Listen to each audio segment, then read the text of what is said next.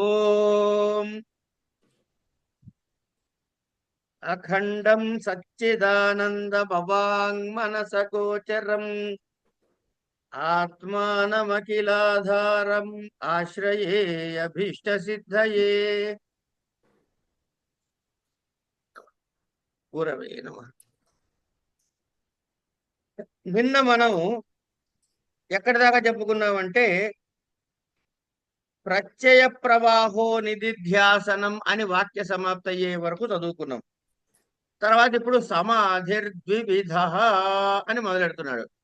సమాధి రెండు రకాలయ్యా. ఏమిటవి? సమాధి ద్వివిధ, సవికల్ప, సవికల్పక, నిర్వికల్పక చ ఇతి. తత్ర సవికల్పక నామ జ్ఞాతృజ్ఞానాది వికల్పలయ అనపేక్షయా అద్వితీయ వస్తుని తద్ ఆకార ఆకారితాయాః చిత్తవృత్తేః అవస్థానం తదా మృణ్మయ గజాదిభానే అపి మృద్ భానవత్ ద్వైత భానే అపి అద్వైతం వస్తు భాసతే తదుక్తం. ఏమిటి? శ్లోకం చెబుతున్నాడు. దృశి రూపం గగనోపమం పరం సకృద్విభాతం త్వజమేకమక్షరం అలేపకం సర్వగతం యదద్వయం తదేవ చాహం సతతం విముక్తమోం ఇతి. నిర్వికల్పకస్తు జ్ఞాతృజ్ఞానాది వికల్పలయ అపేక్షయా అద్వితీయ వస్తుని తదాకార ఆకారితాయాః చిత్తవృత్తేః అతితరాం ఏకీభావేన అవస్థానం తదాతు జల ఆకార ఆకారిత లవణ అనవభాసేన జలమాత్ర అవభాసవత్ అద్వితీయ వస్తు ఆకార ఆకారిత చిత్తవృత్తి అనవభాసేన అద్వితీయ వస్తు మాత్రం అవభాసతే. తతః చ అస్య సుషుప్తేః చ అభేద శంకా న భవతి. ఉభయత్ర వృత్తి ఆభానే సమానే అపి తత్ సద్భావ అసద్భావ మాత్రేణ అనయోః భేద ఉపపత్తేః. ఇక్కడి వరకు చెప్పుకోవాలండి.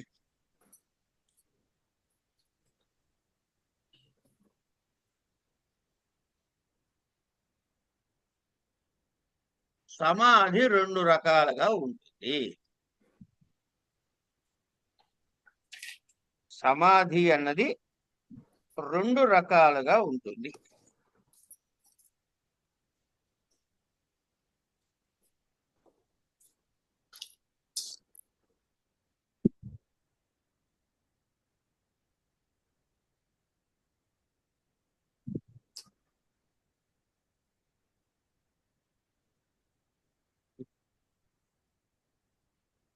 ఏమిటది? సవికల్పక సమాధి, నిర్వికల్పక సమాధి అని రెండు రకాలు. ఈ సవికల్పక సమాధి పరిస్థితి ఏమిటి? నిర్వికల్పక సమాధి పరిస్థితి ఏమిటి? వీటన్నిటికీ తేడా ఏమిటి? ఇది మనం పట్టుకుంటాం వాళ్ళు. ఇప్పుడు ఈ ఒక విషయం తెలియాలనుకోండి, మనకి ఎవడుంటాడు? తెలుసుకునేవాడు ఒకడు ఉంటాడు, అంటే జ్ఞాత. తెలుసుకోవలసినది ఒకటి ఉంటుంది, జ్ఞేయం. ఆ తెలుసుకోవటం అని ఉంది, జ్ఞానం. జ్ఞాన జ్ఞాతృ జ్ఞేయ రూప అమ్మవారు. ఈ మూడిటి కలిపిన రూపం ఆవిడ. సరే, ఇక్కడ ఏం జరుగుతుంది? ఇందులో జ్ఞాత అంటే తెలుసుకునేవాడు, అలాగే జ్ఞేయ అంటే తెలుసుకోదగినది. ఈ రెండిటికి కూడా భేదము నశించకుండా కేవలముగా అద్వితీయ వస్తువు యొక్క ఆకారముతో నిండినటువంటి చిత్రవృత్తి స్థితికి సవికల్పక సమాధి అంటాడు. మళ్ళీ చెప్పరా గురుగారు, నాకు అర్థం కాదు. హలో,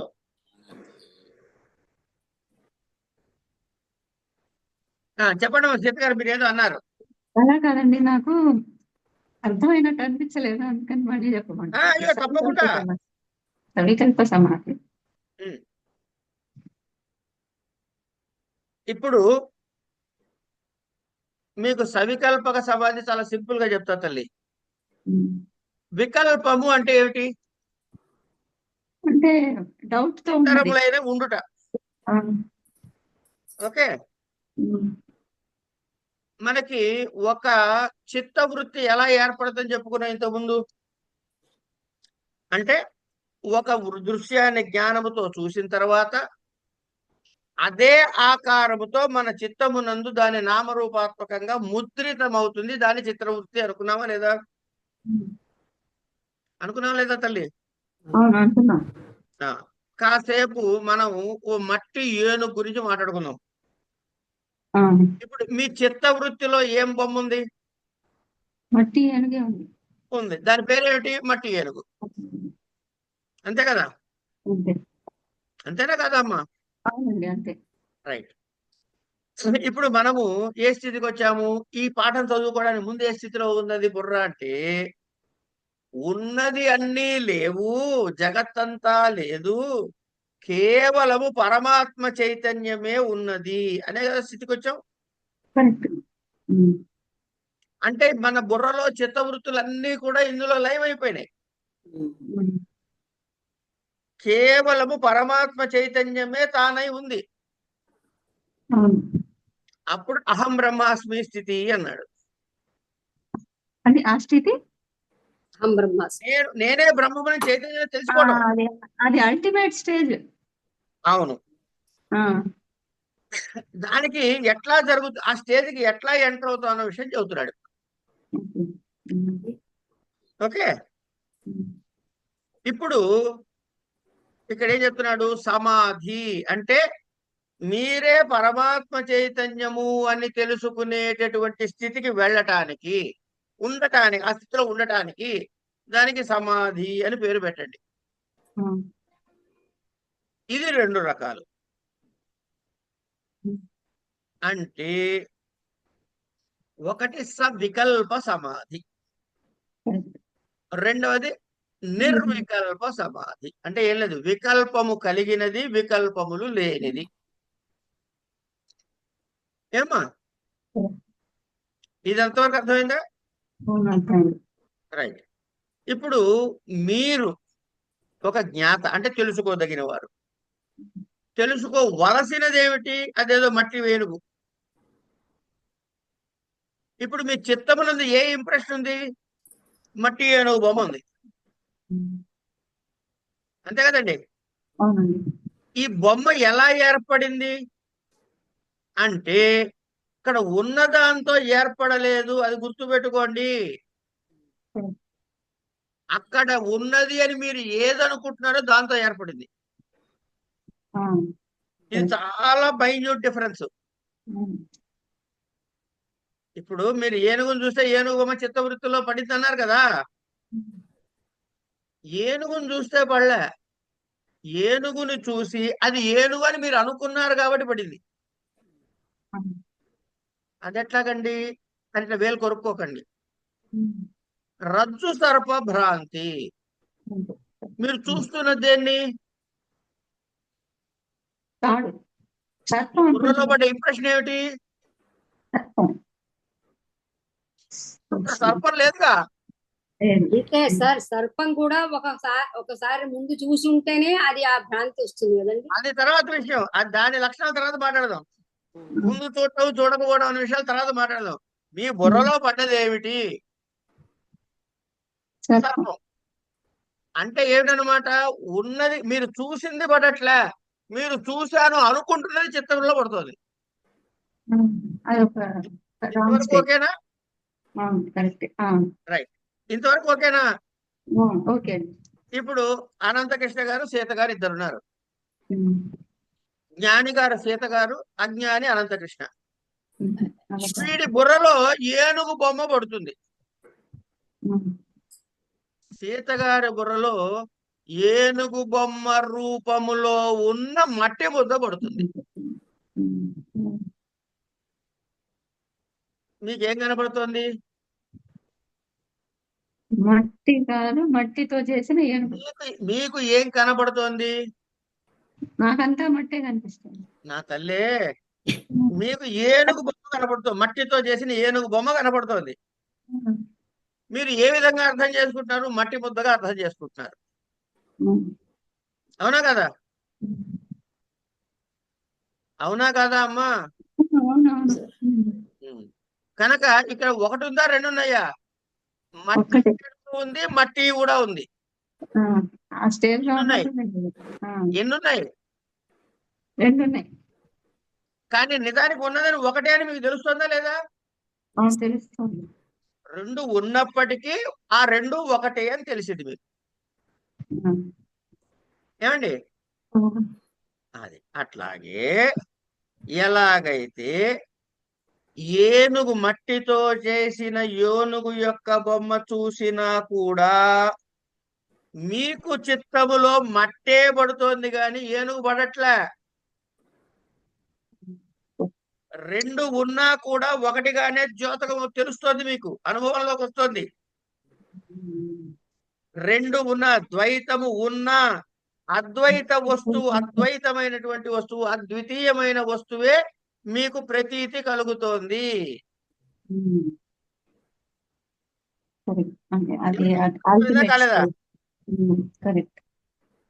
తల్లి అర్థమైందా కాలేదా? ఇప్పటికి అర్థమైంది. మరి మీరు ఎంత డీటెయిల్డ్ గా చెప్పారు, ఇప్పుడు అర్థమైంది. ఏం మరి డీటెయిల్ కాదు, ఇంకో డీటెయిల్ చెప్పుకుందాం, దాని గురించి కాదు. కానీ ఉమ్, ఇక్కడ ఏంటవుతోంది?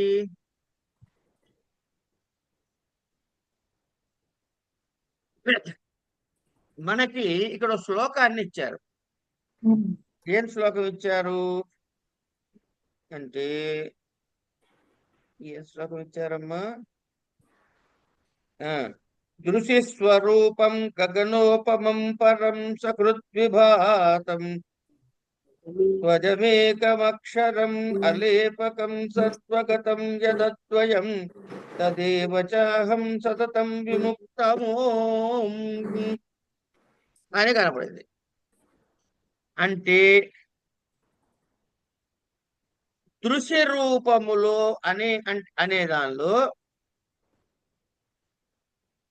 దృశ్య రూపము అంటే ఏంటి?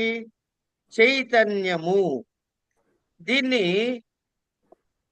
మనకి గగనోపమం, ఆకాశములాగా, ఉమ్, ఆకాశవత్ సర్వగతశ్చ అని శృతి వాక్యం చెప్పింది.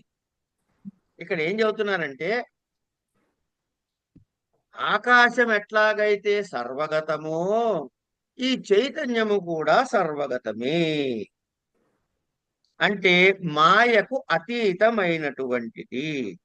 దీని గురించి ఏమంటున్నారు? అక్షరాత్ పరతః పరః, అక్షరము కంటే పరమైనది. అక్షరం కన్నా పరమైనది అంటే అంటే సకృత్ విభాతం. అంటే అక్షరాత్ పరమైనది అంటే శృతి కన్నా, శృతితో కూడా మనం తెలుసుకోలే కదా, దానికన్నా పరమైనది. తర్వాత ఏకం అంటే ఉన్నది ఒక్కటే, అనేకము కాదు. అజం అంటే జన్మ లేనటువంటిది. పుట్టుట లేని దానికి గిట్టుట ఉండదు. అంచేత ఏమిటనమాట? నా జాయతే న మ్రియతే అన్నట్లు. తర్వాత అక్షరం అంటే సత్యమైనటువంటిది. అలేపకం, అలేపకం అంటే లేపనం, అంటే ఒంటికి రాసుకునే గంధం లాంటిది. అంటే నిరంజనం, ఎటువంటివి వాళ్ళకి అంటవు అని అర్థం. నూనె రాసుకుంటే జిడ్డు అవుతుంది ఒళ్ళు, నూనె రాసుకోకపోతే జిడ్డు కాదుగా. కనుక నిరంజనం. ఇలా రెండుగా కనపడుతున్నా, ద్వయం కనపడుతున్నా అద్వయం. ఏమిటదన్నమాట? అహం బ్రహ్మాస్మి అన్నారు మీరు. ఇప్పుడు అహము బ్రహ్మ అని రెండు ఉన్నాయిగా మీ లెక్క మాటల్లో, అవును. కానీ ఉన్నది ఒకటే అని తెలుస్తుంది అనమాట. అంచేత జ్ఞాతకి, తెలుసుకునేవాడికి, జ్ఞేయానికి కొంచెం భేదంగా ఉన్నట్టు కనపడుతున్నా అందులో అభేదం మాత్రమే దర్శించేటటువంటి స్థితి. అంటే చిత్తవృత్తి యందు ఏనుగు ఆకారములో ఉన్న మట్టి కనపడుతుంది. ఇది సవికల్పం. ఏనుగు లేదు, ఏమీ లేదు, మట్టే. అది నిర్వికల్ప సమాధి. అంటే ధ్యాన ధాతృ ధ్యేయ రూప ధర్మాధర్మ మా ధర్మ వివర్జిత. విభజిత. వాడికి ధర్మము లేదు, అధర్మము లేదు, కనుక పుణ్యము లేదు, పాపము లేదు, కనుక జన్మ లేదు, మరణము లేదు, కనుక నిత్య. ఎలా వచ్చేసాము బయటికి. నిత్య శుద్ధ, నిత్య బుద్ధ, నిరవధ్య, నిరంతర, నిష్కారణ, నిష్కళంక, నిరుపాధి, నిరీశ్వర, నీరాగ, రాగమదని, నిర్మద, మదనాశిని, నిర్మోహ, మోహనాశిని. ఈ నామాలు పట్టుకొని ఒకసారి తీయండి చెప్తా. వికల్ప, నిరాధార, నిరాశ. మళ్ళీ చెప్పండి, అక్కడి నుంచి కాదు. నిర్మమ, మమత, ఎక్కడి ఆ రెండు వచ్చేది చెప్పండి, జంట దగ్గర నుంచి చెప్పండి. మమ, నిర్మల, నిత్య, నిరాకార, నిరాకుల, నిర్గుణ, నిష్కళ, శాంత, నిరుపప్లవ, నిత్యముక్త, నిర్వికార. కరెక్ట్ అని చెప్తున్నానా? పంచ, నిరాశ్రయ, నిత్య శుద్ధ, నిత్య బుద్ధ, నిరవధ్య, నిరంతర, నిష్కారణ, నిష్కళంక, నిర్లేప, లేపనాశనం కూడా వస్తుంది. నిష్కళంక, నిర్లేప కూడా వస్తుంది. నిరీశ్వర. ఇక్కడి నుంచి చాలు. నీ రాగ, రాగమధని. అక్కడి నుంచి చెప్పండి సార్, నెమ్మది ఒకటి. నీరాగ, రాగమదని, నిర్మద, ఆగండి. ఒక్క స్పీడ్ కాదు, ఒక్కొక్క చంట చెప్పండి. నీరాగ, రాగమదని, రాగమధని. ఆగండి. నీరాగ అన్నది, ఒక్క నిమిషం, నీరాగ అన్నది అమ్మవారి స్థితి. రాగమధని అంటే సాధకుడి దగ్గర మధించేస్తే ఆవిడ మళ్ళీ వీడు వాడు అవుతాడు. నిర్మమ, మమత హంత్రి. ఆవిడకి మమకారాలు లేవు. ఆవిడ ఏం చేస్తుంది? సాధకుల్లో మమకారాలు చంపుతుంది. ఆ మమత్వం పోతే అహంకారం పోతుంది, అహంకారం పోతే ఆవిడవుతాడు. మమత హంత్రి. తర్వాత నిష్పాప, పాపనాశిని. పాపము అన్నాడు, పుణ్యం కూడా ఉంటుంది అక్కడ. నిష్పాప, పాపనాశిని. అంటే అక్కడ ఉన్నటువంటి సత్యము, సిద్ధ వస్తువు, సాధ్య వస్తువు రెండు చెబుతున్నాడు పక్క పక్కనే. ఎవరికి ఆవిడ గురించి చెబుతున్నాడు, ఆవిడకి ఈ పేరు కూడా చెబుతున్నాడు. అంటే మీరు ఆవిడ ఒకటనేనా, వేరు వేరా? ఒకటి చేస్తుంది. యాక్సెప్ట్ చేయడం చాలా కష్టం గురువు గారు, అన్నంత ఈజీగా. కష్టమే కానీ అసంభవం కాదు తల్లి. చేసిన వాళ్ళు ఉన్నారు మహానుభావులు. అంటే ఇంకోటి ఉదాహరణకి ఒక్కడు ఉన్నా సరే అది ఉన్నట్టే లెక్క. ఈ తర్వాత క్లాసులో చెప్పుకుంటామని ఈ మాటని గుర్తుంటే చెప్తా మీకు. సరే.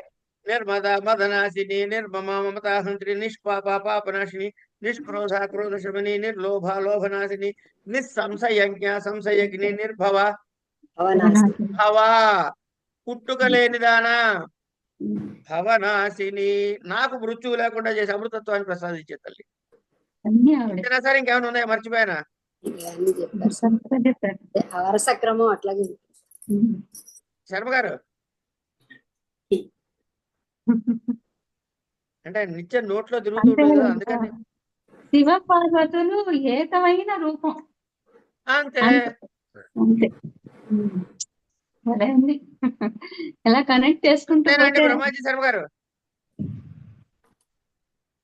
అవును గురువు గారు. ఓకే, ఇంకేమైనా మిస్ అయ్యామా? ఏం లేదండి, అంతా ఇంతకు ముందు లేని క్లారిటీ అంతా వచ్చింది. అది ముందున్నవన్నీ ఏమిటి? నిర్మమ, మమత, హంత్రికి పైనవే అది ఆవిడ స్థితి. ఆ స్థితికి మన తీసుకెళ్తుంది. ఎందుకు తీసుకెళ్తుంది? ఇగో ఇవన్నీ తగులుకుంటే ఆ స్థితికి పోలేం కాబట్టి. నిర్లేప, నిర్మల, అవన్నీ దగ్గర ఏమైనా ఉండాల్సిన లక్షణాలు చెప్పారు. అవి రాకుండా అడ్డుపడే కింద వాటిని ఏమన్నా అవి ఆవిడకి లేవు, నీకు లేకుండా చేస్తుంది. లేవు, నీకు లేకుండా చేస్తుంది. కనుక నువ్వు నేను ఒకటవుతాను తల్లి అన్నాడు ఆవిడ. సా మే వసతు జిహ్వాగ్రే బ్రహ్మ రూపా సరస్వతి. సరే, ఇదండి విషయం. కనుక ఇలా కనబడేటువంటి వికల్పముగా అంటే అది ఏమిటండి అంటే అది బొమ్మ మట్టే అన్న డౌట్ ఉందా లేదా? ఉంది.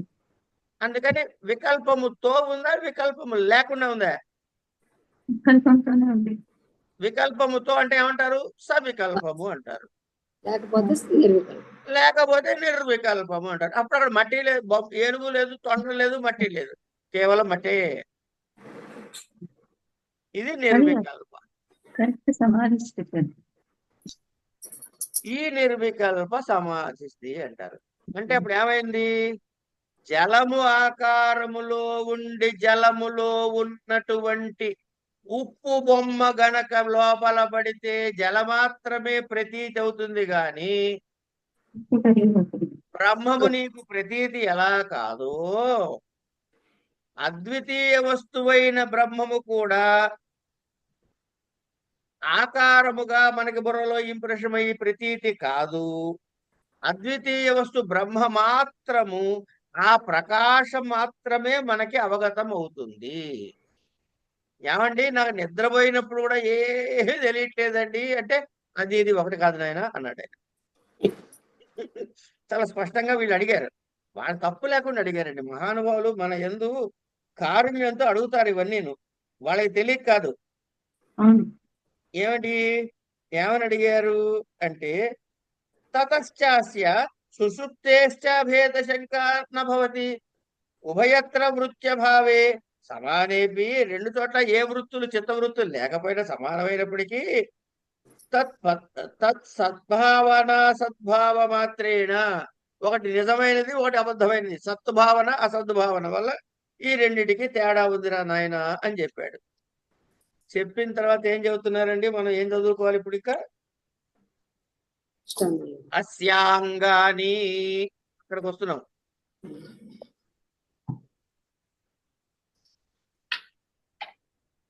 అంటే ఏమిటి? సవికల్పములో జ్ఞాత జ్ఞానము జ్ఞేయము భేద ప్రతీతి ఉన్నా బ్రహ్మ ప్రతీతి కూడా ఉంటుంది. భేద ప్రతీతి ఉంటుంది, బ్రహ్మ ప్రతీతి కూడా ఉంటుంది. ఇది మనం మరచిపోకూడదు. ఇది సవికల్పము. సవికల్ప సమాధిలో స్థితిలో ఉంటుంది. అది అయిన తర్వాత ఇంకేం చెబుతున్నాడు అంటే మట్టితో చేసిన ఏనుగు బొమ్మలాగా భేద ప్రతీతి ఉంటూ కూడా జ్ఞానం మాత్రం కేవలం మన దృష్టికి మాత్రం మట్టి మాత్రమే కలుగుతుంది. చూశారు? అది సవికల్పక సమాధి అనుకోవయ్యా. నిర్వికల్పక సమాధి. ఇక నిర్వికల్పక వస్తే జ్ఞాత జ్ఞానము జ్ఞేయము అనే భేదం లేదు. అది సంపూర్ణముగా లయమైపోతుంది. కేవల బ్రహ్మ ప్రతీతి మాత్రమే ఉంటుంది. ఎలా ఎలా ఇందాక ఉదాహరణ ఏం చెప్పాడండి? ఏనుగు ఉదాహరణ చెప్పాడు, మట్టి ఏనుగు ఉదాహరణ. అది సవికల్పానికి. ఇప్పుడు నిర్వికల్పానికి ఉదాహరణ ఏం చెప్తున్నాడండి? ఏమయ్యా నీళ్లు తీసుకో, వేరే ఉందండి. చేతిలో ఉప్పు బొమ్మ తీసుకో, వేరే ఉందండి. ఈ ఉప్పు బొమ్మ నీళ్ళలో మారే. ఇప్పుడు ఉప్పు బొమ్మ చూపించు.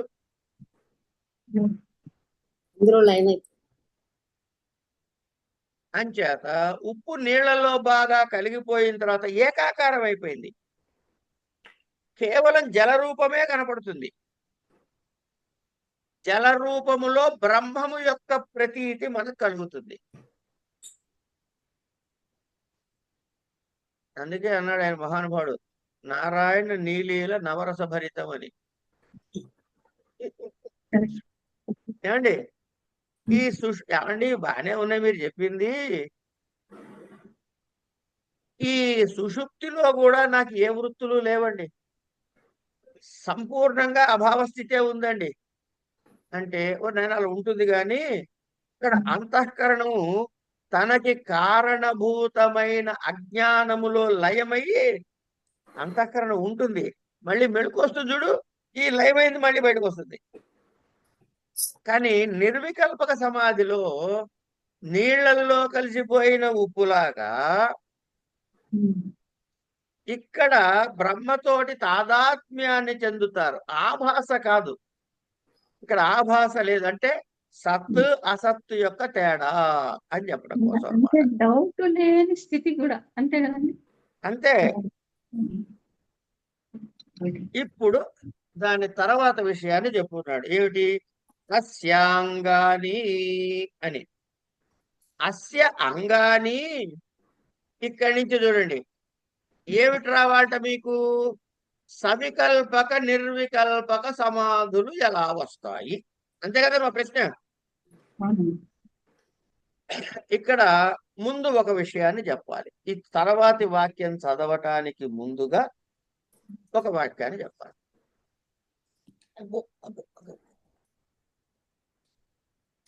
పరమాత్మ చైతన్య పూర్తి ఆ సమాధి స్థితి కలగటానికి, సమాధి వేరు మోక్షం వేరండి, ఇది గుర్తు పెట్టుకోండి, తర్వాత మాట్లాడుకుందాం దీని గురించి.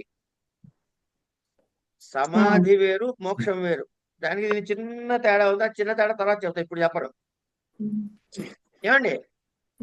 అయితే ఎవరు చెయ్యాలి అంటే, ఏమో నేనండి, వెంకటేశ్వరరావు గారండి, బ్రహ్మాజీ శర్మ గారు అండి. ఏదో మూడు క్యారెక్టర్స్ చెప్పుకుందాం సరదాగా, 3 పేర్లు. ఒక ఆయన కూర్చోగానే సమాధి స్థితిలోకి వెళ్తాడు, ఆ చైతన్యాన్ని అనుభవిస్తాడు. ఈయన ఉత్తమాధికారి. ఈయన ఏం చేయాలి అంటే అభ్యాస వైరాగ్యాభ్యాం దృఢభూమి అన్నారు.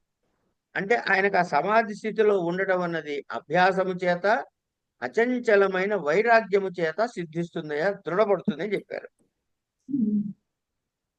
ఈ స్థితి రాలేదండి నాకు ఇంకా అన్నారు అనుకోండి, అసలు నీకు ఎందుకు రాలేదురా అబ్బాయి అని ప్రశ్న వేసి ఏమిటి చెప్తారు? నువ్వు పని చెయ్యి అని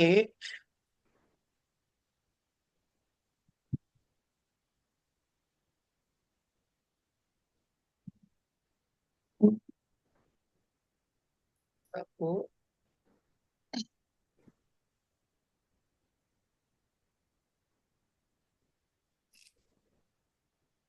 అట్లా మర్చిపోయానండి. నిన్ననే పాఠం చెప్పి అప్పుడే మర్చిపోతే ఎట్లా చెప్పండి?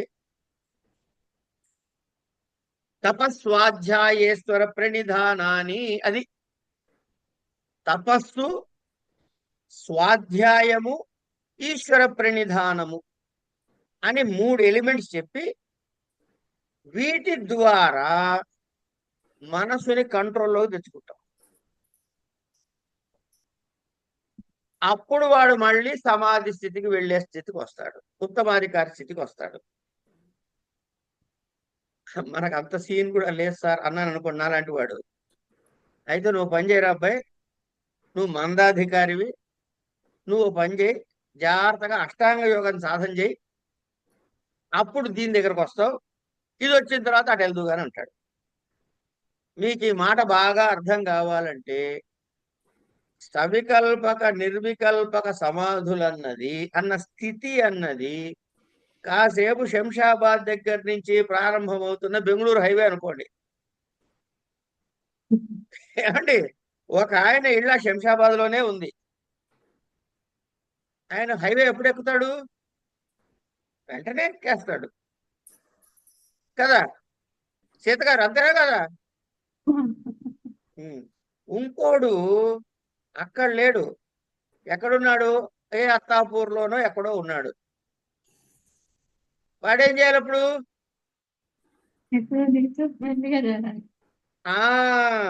ఆ ఎక్స్ప్రెస్ హైవేని, పివి నరసింహారావు ఎక్స్ప్రెస్ హైవేనో ఏదో ఎక్కి జాగ్రత్తగా మళ్ళీ ఇక్కడ దిగి శంషాబాద్ దాకా, వాడిది వేరే రూట్ ఎక్కడ దాకా? శంషాబాద్ వచ్చే వరకే. శంషాబాద్ వచ్చిన తర్వాత ఇద్దరిది ఒకటే రూట్ కదా, రైట్. ఇంకోడున్నాడు నాలాంటి సత్రకాయ, వాడెక్కడున్నాడు రా నాయన అంటే ఆ గచ్చిబౌలిలో పిచ్చిబౌలిలో ఉన్నాడు. వాడేం చేయాలి? గచ్చిబౌలి కూడా లేదు, ఆ నానాల నగరం ఎక్కడో ఉన్నాడు అనుకోండి కాసేపు. వాడేం చేయాలి? ఆ సందుల్లోంచి ఆ గోతుల్లోంచి పడి బయటకు వచ్చి ఒక చిన్న మెయిన్ రోడ్ ఎక్కి ఆ మెయిన్ రోడ్ మీద నుంచి మళ్ళీ వచ్చి అత్తాపూర్ దాకా వచ్చి అక్కడ పివి నరసింహారావు హైవే ఎక్కి మళ్ళీ శంషాబాదే రావాలి. అంచేత ఈ ముగ్గురికి కామన్ రూట్ ఎక్కడి నుంచి? శంషాబాద్ దగ్గర నుంచి. కనుక ఉత్తమాధికారికి మధ్యాధికారికి మందాధికారికి మధ్య ఉన్న డిఫరెన్స్ ఏంటంటే వీళ్ళకి కొన్ని ఎక్స్ట్రా రూట్స్ ఉన్నాయి అంతే. ఈ రూట్లు దాటి మళ్ళీ వీటితో కలవాల్సిందే. కనుక వీడికి వేరే సవికల్ప నిర్వికల్ప సమాధి, వాడికి వేరే బ్రాండు, వీడికి వేరే బ్రాండు లేవు. అందరూ లిప్టన్ టీయే తాగాలి. అందరికీ ఒకటే వేరు మార్గం వేరు ఒకటే. బ్రాండ్లు లేవు. అర్థమైందండి? కరెక్ట్. సరే అని చెప్పి ఇప్పుడు ఇంతకు ఇవెందుకు చెప్పావయ్యా ఈ సోదంతా అని అడగాలి మీరు. అంటే ఆయన సవికల్పక నిర్వికల్ప సమస్యలు చెప్పేశాడు, ఇప్పటి వరకు చెప్పేశారు. ఇది ఎవరికి అధికారము? ఉత్తమాధికారులది. మధ్యమాధికారులకి ఏం చెప్పారు? రే అసలు నీకు సమాధి అంటే ఎందుకు రావట్లేదు రా అబ్బాయి, నీకు తెలుసా అని అంటారు ఫస్ట్. నాకేం తెలుసండి అంటాడు. నీకు ఇదిగో ఇవన్నీ ఉన్నాయి. అవిద్య, అస్మిత, రాగద్వేష, అభినివేశ, పంచక్లేశా అంటుంది యోగ దర్శనం.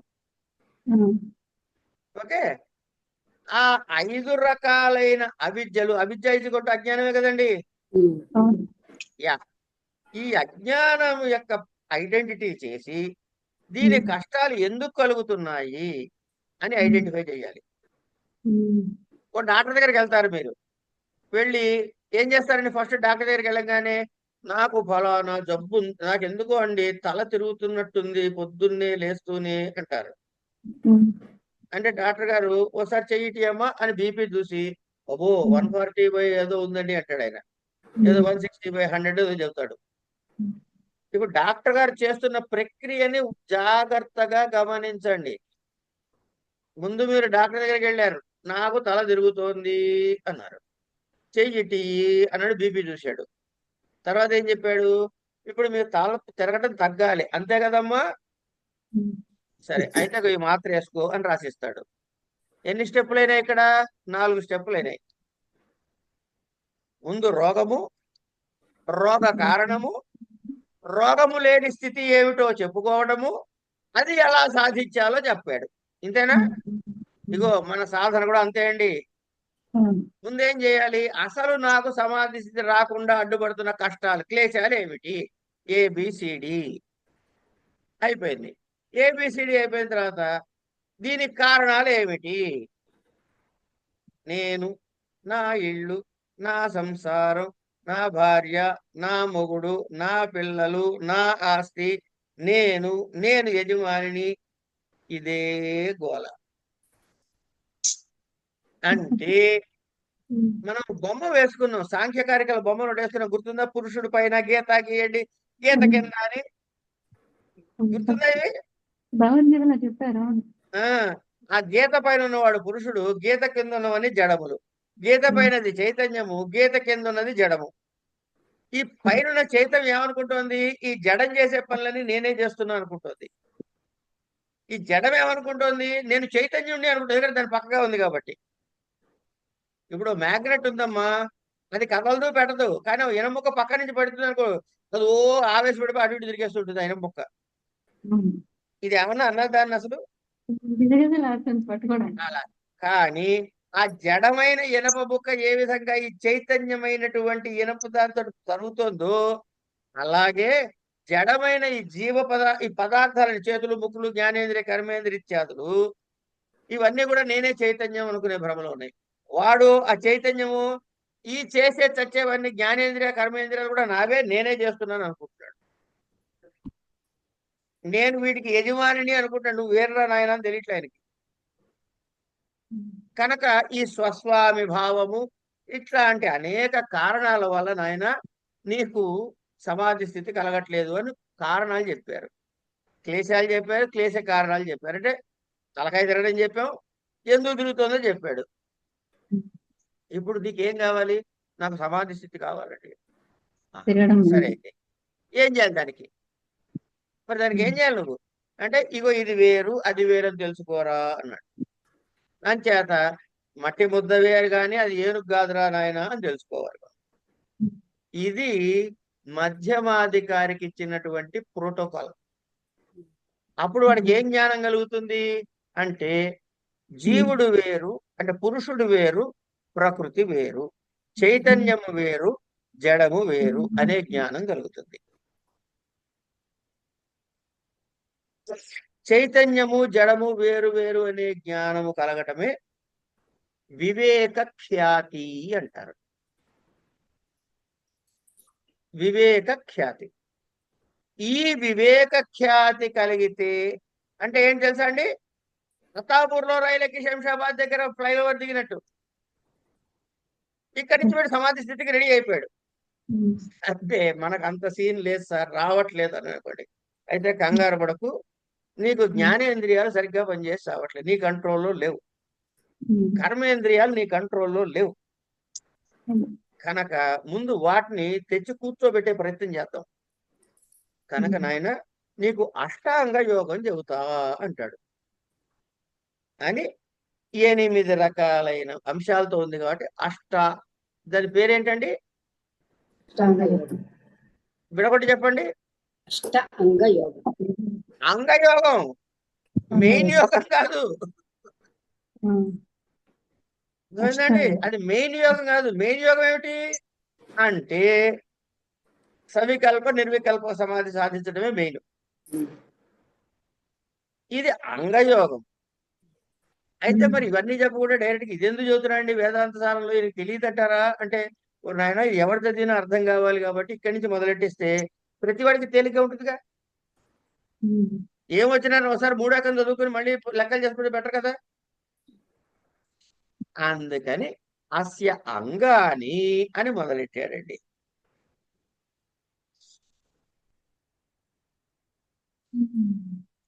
అంటే సుడిగుండంలో పడి తిరుగుతున్న వాళ్ళని మోక్షం వైపు నడిపించేది అమ్మవారే, ఈ దీంతో పడేసేది ఆవిడే. రెండు ఆవిడే చేయగలదు.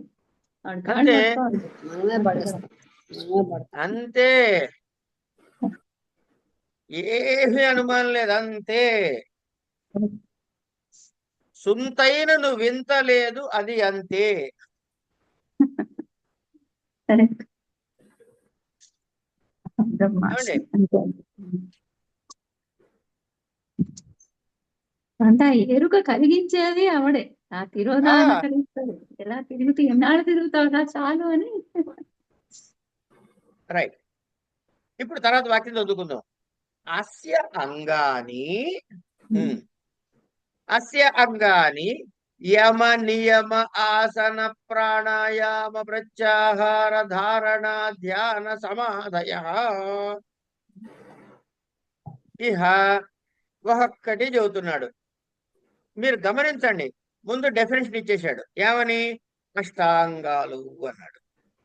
దాని పేర్లు చెప్పాడు. ఏమని? యమ నియమ ఆసన ప్రాణాయామ ప్రత్యాహార ధారణ ధ్యాన సమాధయ. ఇప్పుడు ఒక్కొక్కటి, ఆ యమ అంటే ఏమిటి మనకేమో తెలుసా? తెలియదు కదా, చెప్తున్నాడు. అది తత్ర అక్కడ, అహింస సత్య అస్తేయ బ్రహ్మచర్య పరిగ్రహ, ఈ 5 కూడా యమములు అన్నాడు. తత్ర అహింస సత్యం అస్తేయం బ్రహ్మచర్యం అపరిగ్రహ, ఇవి యమాహ. ఇక శౌచశాంత తపస్వాధ్యాయ ఈశ్వర ప్రణిధానాని నియమాహ. అంటే ఈ అహింస ఇవి సాధించిన తర్వాత శౌచ సంతోషములు, పైన చెప్పిన తపస్వాధ్యాయ ఈశ్వర ప్రణిధానాలు, ఇవన్నీ కదా నియమాలు.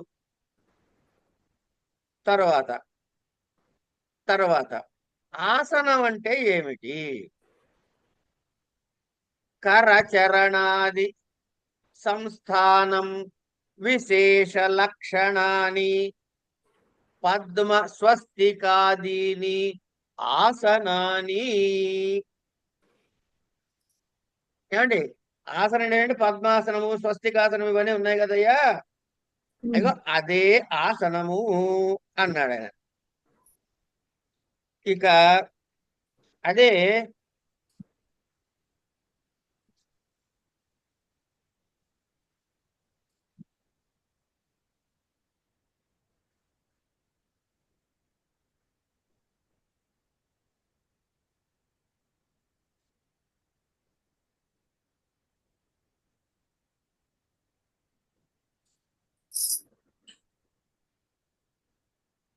ఉమ్, యోగ యోగ దర్శనంలో పతంజలి మహర్షి చాలా కష్టమైనటువంటి డెఫినేషన్ ఇచ్చాడండి ఆసనానికి. చెప్పనా? ఎందుకండి అలా? ఎందుకంటే వింటే ఆనందపడతారని. అలా కాదు, అంత కష్టమైన ఆసనం ఆ స్థితి ఎందుకు ఇచ్చారు అంటే అటైన్మెంట్ నేను కష్టం చెప్తా అని. వినండి, మరి ఒకసారి వినండి తల్లి. సరే చెప్పండి. స్థిర సుఖమాసనం అన్నాడు. నీకు ఎలా కూర్చుంటే హాయిగా ఉందో అదే ఆసనం అయ్యా అన్నాడు ఆయన. ఇప్పుడు చెప్పండి ఎంత కష్టమని చెప్పాడు. చాలా ఈజీ. బాగా చెప్పారు. స్థిర సుఖమాసనం అది పతంజలి డెఫినేషన్. సరే అంటే మరి ఆ కూర్చున్న వాడికి పేర్లు పెట్టుకున్నాం అంతే. అంటే పద్మాసనం అన్నా, స్వస్తికాసనం అన్నా, తాడాసనం అన్నా, శీర్షాసనం అన్నా, ఏ ఆసనం అయినా ఏమిటి, వాడికి అది సుఖముగా ఉన్నది. స్థిర సుఖము అన్నది ఖాయము అంటే ఇది స్వస్తికము, ఇది పద్మము అంటే ద్వైతము. ఇది ఏదైనా స్థిర సుఖము అనుకుంటే అద్వైతం అమ్మ. ఆ? మనం హోటల్కి వెళ్దాం, కాసేపు వెళ్ళి ఆవిడ ఏమన్నా పూరి కూర ఆర్డర్ ఇస్తారు ఒక ఆయన, రావు గారు. నేనేమన్నా ఏదో సమోసా తింటా, మీరేమో చపాతీ తింటారు. ఏం తిన్నారా? చపాతీ తిన్నానండి, ఆయన పూరి తినండి, వీడు సమోసా తినండి. వారిని ఏమో మీరు అందరూ గోధుమ పిండి ఆలుగడ్డ తినొచ్చారు అని అనుకోండి బయటకు వచ్చాక. ఏది నిజం? అదే నిజం. ఆలుగడ్డ గోధుమ పిండి. అందరూ గోధుమ పిండి ఆలుగడ్డ తినొచ్చాం బయటికి.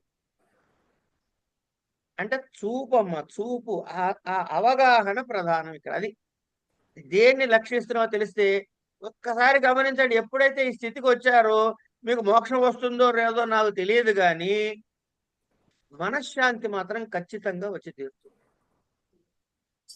వెప్పర్లేదు మనసు. ఎందుకంటే ఇంతేగా, అది ఇది ఒకటేగా, ఒక స్థితి వస్తుందండి, ఇందులో ఏ సంశయము లేదు. అది సరే. ఇది ఆసనం. రేచక పూరక కుంభక లక్షణా ప్రాణ నిగ్రహ ఉపాయా ప్రాణాయామాః. తర్వాత ఇంద్రియాణం స్వ స్వ విషయేభ్యః ప్రత్యాహరణం ప్రత్యాహారః అద్వితీయ వస్తుని అంతః ఇంద్రియ ధారణం ధారణా తత్ర అద్వితీయ వస్తుని విచ్ఛిద్య విచ్ఛిద్య అంతరింద్రియ వృత్తి ప్రవాహ ధ్యానం సమాధిహితు ఉక్తః సవికల్పః ఏవ. ఈ అష్టాంగ యోగములో చెప్పినటువంటి సమాధి అనే పదములో ఏదయ్యా అంటే సమాధిర్ వివిధ అని ముందు చదువుకున్నాగా.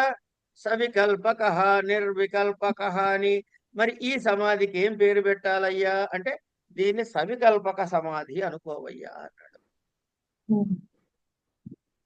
యమ నియమ ఆసన ప్రాణాయామ ప్రత్యాహార ధారణ ధ్యాన సమాధి అనే 8 అంగములు. అందులో అహింస, సత్యము, అస్తేయము, బ్రహ్మచర్యము, అపరిగ్రహము అన్నవి యమములు.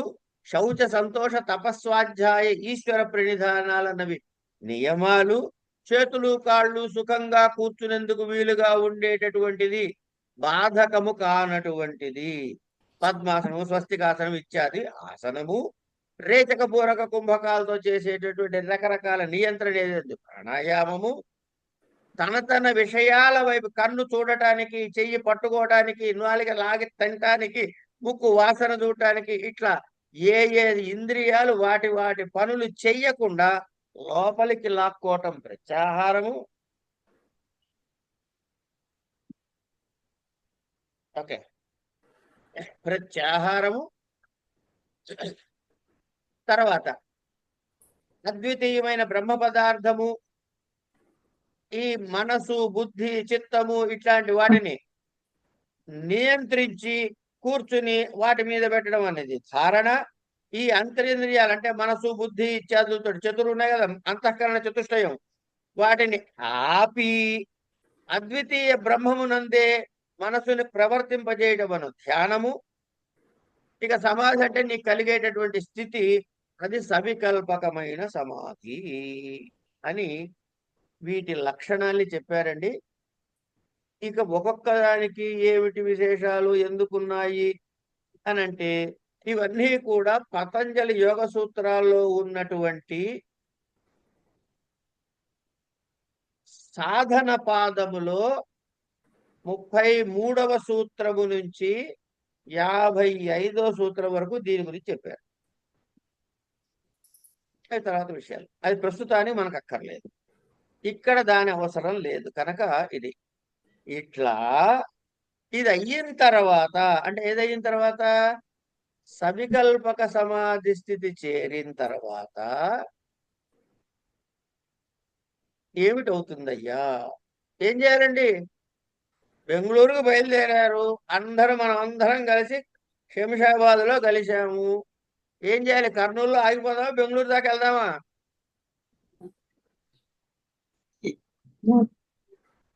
సార్ కర్నూలులో ఆగిపోకూడదుగా. అస్సలు సమస్య లేదు. ఇప్పుడు ఈ సవికల్పక సమాధి అంటే కర్నూలు దగ్గరకు వచ్చినట్లు లెక్క. మనం బెంగళూరు చేరాలంటే నిర్వికల్పక సమాధి స్థితికి రావాలి. దాన్ని ఏమిటండి, ఇక్కడ దాకా నడిపిన అక్కడ నడపలేనా కారు అని అంటాము మనం. మధ్యలో పంచర్ పడవచ్చు, లేకపోతే డీజిల్ అయిపోవచ్చు, ఏవో విఘ్నాలు కలగచ్చు.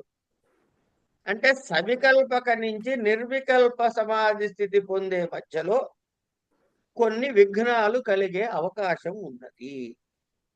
ఆ విఘ్నాలు ఏమిటి, ఎలా వస్తాయి, వాటిని ఎలా దాటాలి ఇత్యాదయ అగ్రే పశ్యామః.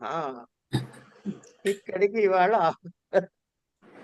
ఆపుకుని మిగతావి రేపు చూద్దామమ్మా. ఇక్కడికి ఆపుకుందాం. స్వస్తి.